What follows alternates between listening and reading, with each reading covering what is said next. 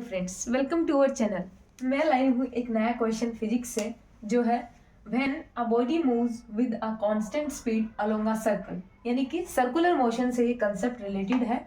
तो क्या बोलता है, हमारे पास 4 ऑप्शंस हैं, जो कि है no work is done on it, no acceleration is produced in body, no force act on body, its velocity remains constant. तो हमें पता है कि मान लो ये हमारे पास कोई भी एक सर्कुलर मोशन हो रहा है।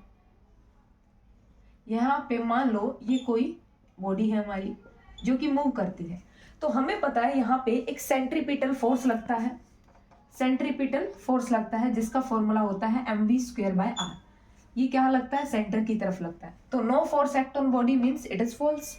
दूसरा कहता है नो एक्सेलरेशन। ऑफ कोर्स अगर फोर्स है तो एक्सेलरेशन तो होगा ही, मतलब ये भी रॉन्ग है। ठीक है। दूसरी बात कहता है इट्स वेलोसिटी रिमेन्स कांस्टेंट। देखो, ये बोलता है कि अगर कांस्टेंट स्पीड है तो हमेशा याद रखना स्पीड कांस्टेंट है, लेकिन ये बॉडी अब इधर मूव कर रही है, फिर इधर मूव कर रही है, फिर इधर मूव कर रही है, फिर इधर मूव कर रही है, यानी कि जो डायरेक्शन है वो चेंज हो रही है। और हमें पता है कि जो वेलोसिटी है वो एक वेक्टर क्वांटिटी है, तो वेक्टर क्वांटिटी डिपेंड करती है डायरेक्शन पे भी, इसलिए वेलोसिटी कांस्टेंट हो ही नहीं सकती चाहे स्पीड कांस्टेंट हो।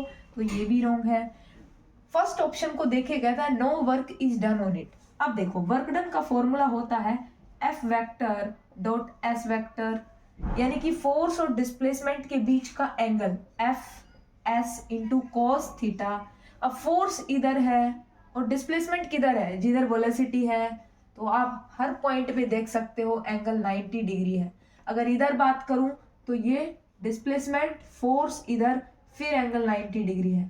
इधर बात करूं तो ये क्या हो गया, डिस्प्लेसमेंट, इधर फोर्स, फिर एंगल 90 डिग्री है, यानी जो वर्क डन है वो cos 90 कितना हो जाएगा, 0। तो कहता है no work is done on it, ये ऑप्शन सही है। तो ये मैंने बहुत अच्छे से कंसेप्ट को आपको समझाया है। होप है आपको समझ आया होगा। इसी तरह वीडियोस देखते रहिए। Thanks, have a nice day.